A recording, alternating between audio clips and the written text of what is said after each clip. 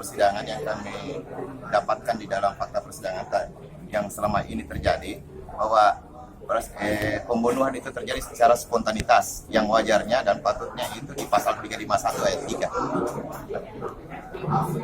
Intinya masih akan melakukan pledoi atas pertama.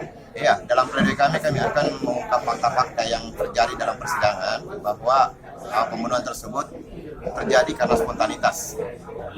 Pasal 351. Iya, yang wajarnya. Pasal 351 ayat 3. Kalau dari jaksa sendiri tadi pasalnya di Pasal 338. Ya, 338. Sudah 351 ayat 3. Sudah 351 ayat 3 Iya. nama lengkap ya?